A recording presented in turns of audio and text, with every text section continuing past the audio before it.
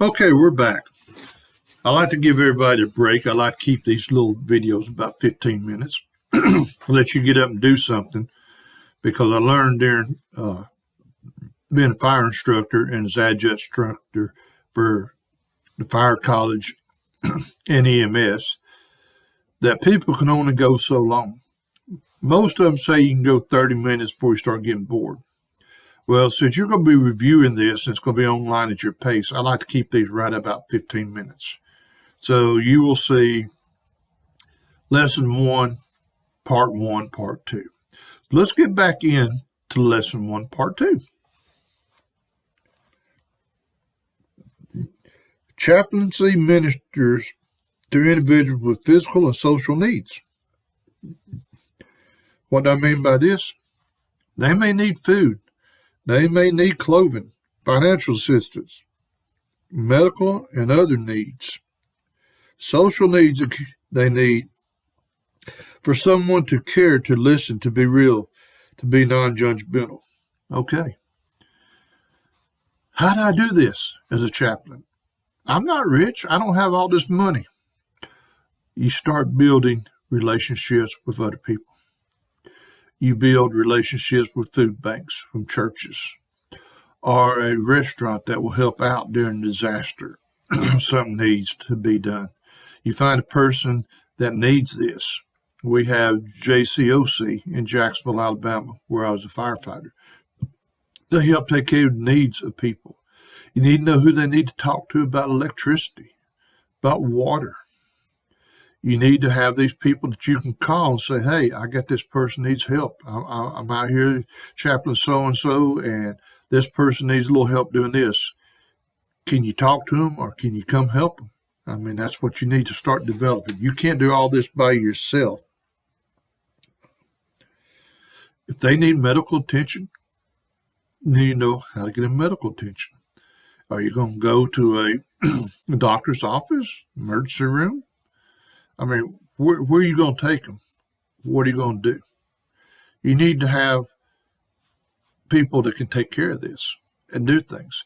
That's why you need to make sure, as a chaplain, you have these in your phone or on a piece of paper so that when you go out, you can meet their needs. You will deal with those suffering emotionally. They will have anger, guilt, depression, family concerns, financial concerns, acceptance of things we do not understand or cannot resolve, and more. A chaplain ministers to people who are hurting and try to cope with emotional stress and trauma. You would be dealing with these people. You could be dealing with people that just lost their job, or they're worried about their family. They can't provide for the family. They're mentally, emotionally distressed. They're angry. They want to know why they lost their job. They're angry.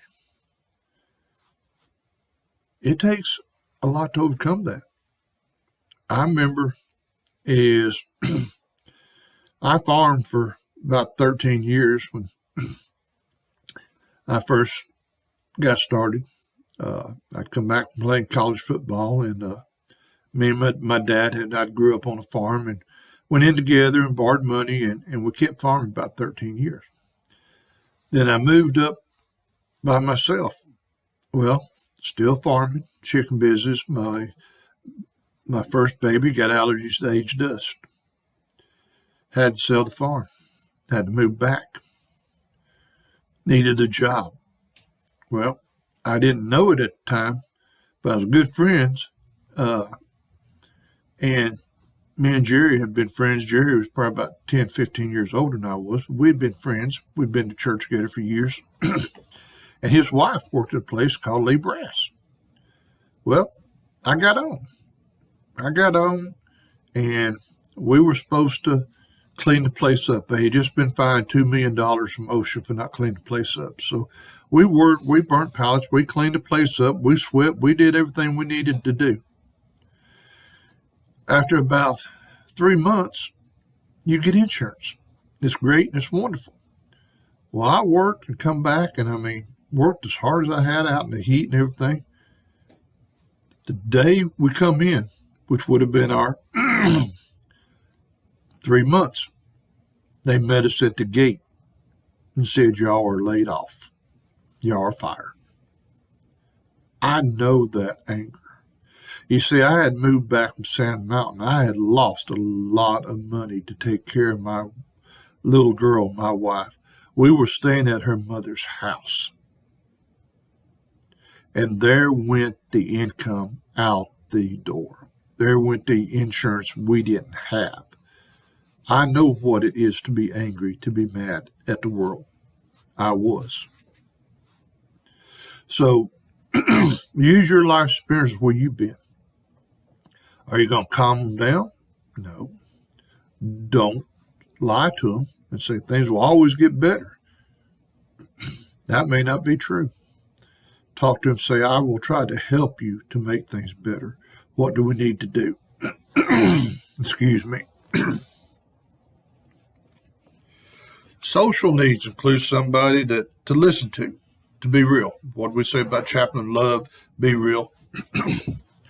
What the first thing I said? Somebody to listen to. As a chaplain, you learn to listen. Okay. A little bit from the psychology part degree that I have. People most of the time will talk themselves into a situation, will talk themselves into a solution. A psychologist is a person that sits there and probes you to talk about yourself. What's your problem? What do you think about it? Chaplain, listen. Don't be there to compare stories. Like I said, you just heard a little bit of mine. I'm not there to compare stories with them. I'm not saying I went through that so you can make it through this. I went there. I'm there to listen. I'm there to hear what they've got to say. I'm not there to interrupt them. You need to be there to be careful, caring for them, to be empathetic, to listen and see what they have to say. Then there's times that you will have some input. But don't compare stories. Don't interrupt them. Let them talk. Let them talk themselves out of what they're doing. They want somebody to listen. What did we say? And you'll hear it again. They don't care how much you know till they know how much you care. If you can't listen to them, keep butting in and try to put your input into it as a chaplain, what I say, they don't care how much you know. They didn't know you care, that you're sitting there, you're listening to them, and you're trying to help them with a solution, how to handle this. Chaplaincy builds bridges. What did I tell you about knowing who to call? It builds bridges. You will learn who you can call. You will learn people that can help you. You will build bridges with people. You know, you go out and you're a beginning chaplain. Your first case or your first encounter will make you or break you. You go out and you talk to the first person. Like I said, you decide you're going to control the situation. You're going to tell them what to do. You're going to talk. You're not going to sit there and just listen to them. And guess what? They will tell somebody else. Old saying we had, and it's true in life, that you can do 100 things great and wonderful. You can mess up one time. Guess what the people remember? They remember that one time you mess up, and they're going to hold you to the fire about it. So remember, practice, know what you're going to do. You have to have a good rapport, and you have to listen to them. You have to build bridges. Know who you can call. Know how to get them help. Nobody likes worse than anything in the world than say, well, I need help so-and-so. Well, let me try and see if I can get back to you next week. And you say, no, I can call so-and-so, or we can get you so-and-so. We can do this. That's when they perk up and they say, can you? Will you? Chaplaincy is evangelistic ministry. It's servitude. You go out and you serve people. But you're going out. You know, some chaplains are with the church and they stay at the building and they do things. Some chaplains, like the fire department, with the fire department or police department. But most of all, chaplains go out. It's a evangelistic ministry. You have opportunities. What do I mean by that? There's times for everything. There's a time when you're talking to them and you say, you know, you're going through all this, and they've already got a good report. You say, yeah. Say, do you know Jesus Christ? Let me tell you what he went through. Let me tell you something. When you talk about Jesus Christ, no one in the world today or back then was abandoned more than he was. First of all, he was crucified when he was innocent. He was beaten. Besides the disciple John, his disciples left. We call him his chief disciple. Peter was pretty well a leader of disciples. What did he do? He had denied him 3 times, even cursing the last time that he didn't know him. And the rooster crowed and looked in Jesus' eyes, and Peter ran. Mary and them were there at the cross. But remember, Jesus cried out, my God, why have you forsaken me? God can't stand sin. That's what had sacrifice in the Old Testament to roll the sins forward. Certain ways they had to do it. Certain animals that had to be sacrificed. God sent his son to be a sacrifice for us. So when it was at the end, God had to turn away from him. He couldn't stand sin. So nobody has been any lonelier than Jesus Christ, our Lord and Savior. You can tell them that story and say, see, Jesus knows where you're at. When they know that, it helps them. They're thinking, well, nobody get any lower than I can. Then they think, hey, this guy did. And you can tell them about it. It's an evangelistic chance of being a chaplain of what you can do.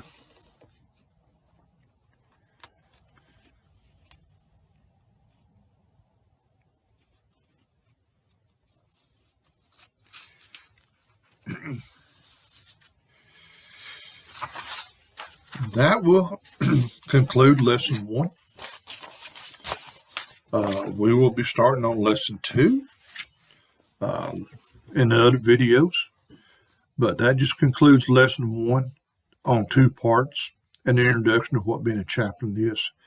So remember, let's sum this back up. What's a chaplain? What do you do? What list do you need to have? What resources do you need to have? How are you going to handle yourself in your first one? Are you going to learn to listen without throwing all your input in there? Are you going to let people know how much you care?